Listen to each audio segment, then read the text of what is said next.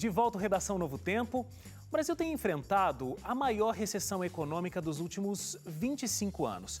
E o FMI, o Fundo Monetário Internacional, prevê ainda uma queda de 7% do PIB brasileiro. Para piorar, o índice de desemprego disparou no último ano, subindo de 6,5% para 9%. Os mais afetados pela falta de emprego são os jovens. Cerca de 3,5 milhões de pessoas entre 18 e 26 anos estão à procura de um emprego. E aí, olha, foi realizada uma pesquisa pelo NUB, o Núcleo Brasileiro de Estágios. Foi realizada essa semana com jovens de todo o Brasil entre 15 e 26 anos. Quando eles foram questionados como está a busca aí de vocês por uma vaga no mercado de trabalho, 80% deles responderam que diminuíram as vagas e se aumentou a concorrência. Não está fácil para os jovens conseguirem um trabalho. Eu achei interessante nessa pesquisa, e uma outra também, que foi feita pelo SPC Brasil em parceria com uma outra instituição, que divulgou um dado, eu achei bem impactante, assim. Obviamente que as pesquisas podem ter as suas variações, né, margens de erro, mas essa pesquisa aqui, o resultado dela, independentemente da margem do erro, ela é bem impactante, que fala que nesse momento, 4 em cada 10 brasileiros têm algum familiar desempregado.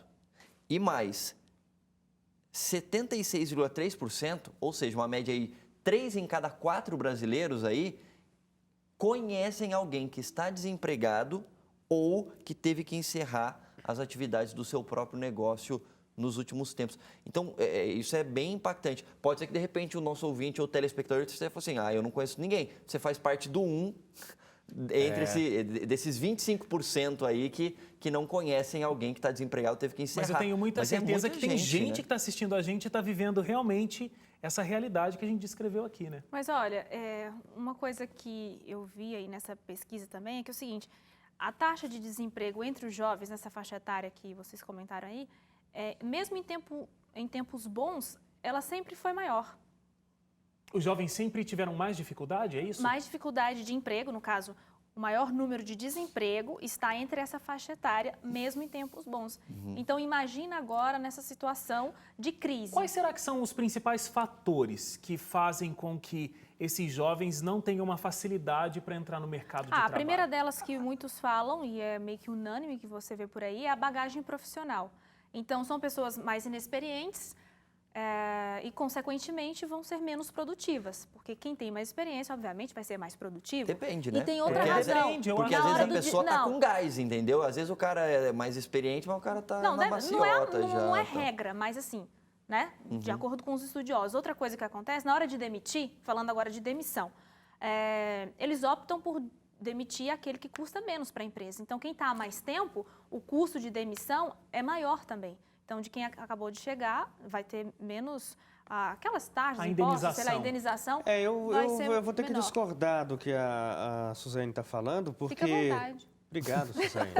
eu disse de acordo com os especialistas. Vamos lá, adoro ver vocês discordando, porque sempre vocês discordam de mim, hoje são vocês Bora dois. lá, Não, porque o que acontece é o seguinte, quando a gente percebe aí nesse momento de crise, por exemplo, no ano passado, vamos pegar o setor da indústria demitindo várias pessoas, colocando em layoff, dando férias coletivas, quando essas empresas começam a cortar funcionários, elas não cortam os mais jovens, os recém-chegados, porque esses são os que custam menos para a empresa. Então, você começa a cortar os altos salários. Quem tem altos salários? Aqueles que estão há mais tempo, porque pelo plano de carreira vai se crescendo dentro da empresa, o salário começa a ser mais alto, benefícios são mais altos, ainda que a indenização paga seja grande para esse funcionário, mas pensando no longo prazo, a empresa sai no lucro em abrir mão desse funcionário mais antigo e mais caro, e aí, no lugar, quem é que entra?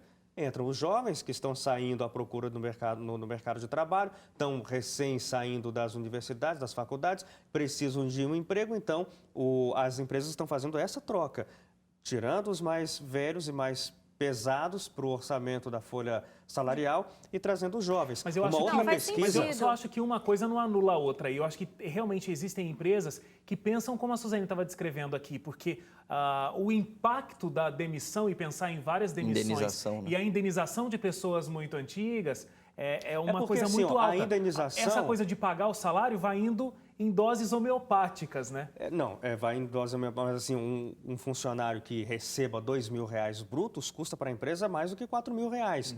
Então, isso conta muito. Então, você imagina um funcionário que ganha 15 mil, 20 mil reais. Para a empresa são 40 mil, só para tê-lo, além dos 20 mil que ela já paga de salário. Então, no total, são 60 mil para esse funcionário tem todo um mês. pouco das duas coisas, eu acho, nesse momento atual. Um pouco das duas né? coisas, eu quer acho dizer. também. Tanto é que você falou sobre em cada 4 brasileiros, 3 conhecem alguém e tudo mais. Né? Eu entro nesses que conhecem. Eu soube de uma situação dessa como você descreveu, mas tive contato com pessoas também que me declararam o motivo de serem demitidas como eu descrevi. Então, eu acho que acontece meio que as duas coisas. Agora, tem uma coisa interessante que o Wagner falou, né?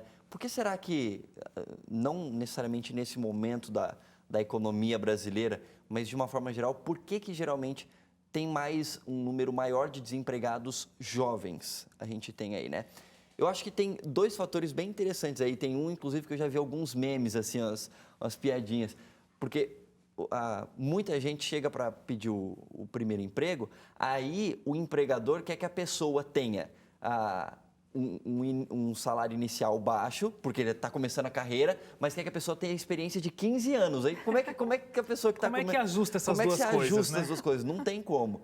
E acho que o segundo ponto, que tem um lado muito positivo, mas tem um lado negativo dentro desse segundo ponto, é o seguinte: a gente tem visto, com o passar dos últimos anos aí, um crescimento do número de faculdades privadas oferecendo cursos de ensino superior num preço acessível. E até os tecnológicos, que têm uma durabilidade, uma duração menor, preços mais acessíveis. E isso é muito bom. Só que, em contrapartida... Inflaciona. Por um outro lado... e não é só de questão de inflacionar, porque eu acho que é bom quanto mais profissionais bem preparados você tem num país, melhor esse país pode se tornar. O problema é a qualidade desses cursos que estão formando muitos deles. Então, muitas vezes, os cursos têm baixíssima qualidade. A gente pode falar disso aqui, porque eu e o Wagner, a gente faz processo de seleção aqui na Novo Tempo.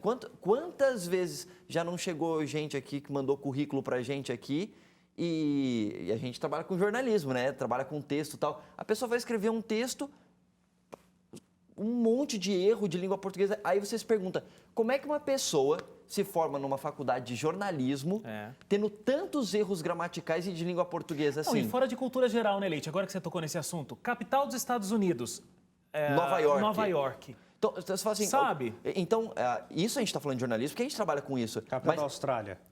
Canberra. Você sabe. O Leite zera. O Leite zera esse negócio. Que o Wagner deu o exemplo dos Estados Unidos, que é conhecido, queria ver se ele sabia o outro. Agora, Tá, um dia a gente vai fazer um programa de quiz, só de quiz, beleza. Eu vou fazer as perguntas para eu me sair bem. Agora, isso a gente está falando de jornalismo, que não é uma área que a gente exige um conhecimento específico muito grande, porque a gente é generalista, a gente sabe de tudo um pouquinho.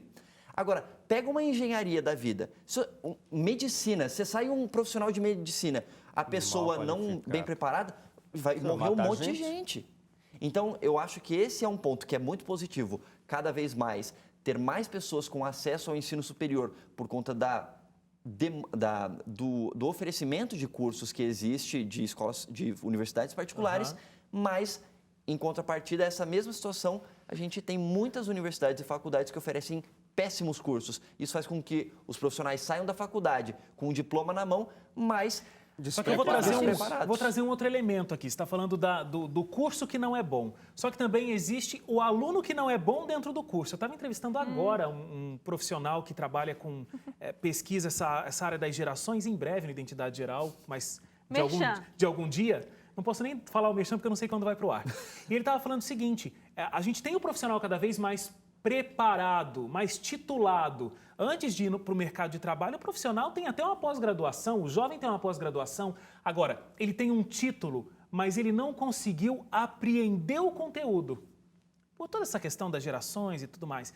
Mas a gente tem a pessoa passando pelos bancos, só que aí, né, a gente entra no negócio que essa avaliação é muito superficial, como é que ele vai passando de nível, mas ele não conseguiu apreender o conteúdo e ele chega lá com um doutorado no mercado de trabalho, mas ele tem a bagagem de repente, alguém que está no ensino médio. Então, é uma outra grande dificuldade que a gente enfrenta. Eu diria mais, eu acho que dá para ir além. Isso talvez não seja um problema só das faculdades. Eu lembro de ter conversado com alguns professores e alguns amigos meus que trabalham no ensino público.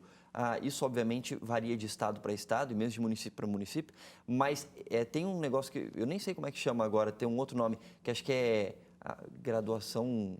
Como é que é assim? Aprovação graduada. Eu esqueci qual que é o nome. Que você não pode mais reprovar o aluno, mesmo no ensino fundamental ou médio. Como é o nome eu disso? esqueci qual que é o termo técnico que se usa. Mas você não pode reprovar a pessoa com facilidade. Você tem que dar o máximo de chance possível para a pessoa passar. Ou seja, a pessoa não aprendeu nada, bagunçou a escola inteira, o ensino fundamental e médio. Mas você tem todas as chances para a pessoa passar, ou seja... Progressão continuada. Nossa, o Wagner ficou o tempo todo Eu tô aqui, ó, quieto, nem sei o que ele está falando. Progressão continuada, é isso mesmo. Era questão de honra lembrar, né?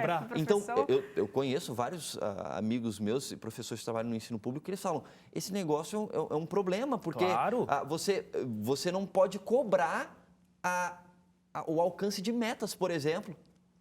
Olha só, eu moro perto, foi boa, né? Eu moro perto... próximo a uma universidade, uma realidade que eu tenho visto é a seguinte, com o corte de investimento do governo em programas como o FIES e ProUni, por exemplo, isso abriu mais margem ainda para esses jovens procurarem empregos. Então, o que mais inflacionou o mercado? Esses jovens, talvez, que antes poderia ter a chance de estar financiado e não está procurando por emprego, agora precisam procurar emprego porque não tem mais esse financiamento. E tem um negócio, a gente deu essa semana no jornal, no Conexão Novo Tempo, uma pesquisa de uma dessas empresas de RH, a Raiz, em parceria com aquela faculdade, a ESPM. Eles fizeram uma pesquisa e mostraram que 20% dos empregados de alto padrão de empresas estão sendo demitidos. Então, são 20% de desemprego entre funcionários de alto padrão. Esses que são executivos, sabe, de multinacionais, que ganham muito dinheiro. No lugar deles... as empresas estão contratando jovens. Então, a gente está vendo aí a pesquisa está apontando como uma tendência chamada de juniorização. São os jovens tomando o lugar dos mais velhos nas empresas, inclusive para salários altos. Acabou o tempo, viu? Né? Poxa! Desculpa, acabou o tempo aqui, a gente tem que ir para o intervalo. A seguir, o possível fim do dinheiro em espécie na Suécia entra em pauta aqui no Redação. A gente conta com você para fazer parte desse debate logo depois do intervalo, não sai daí.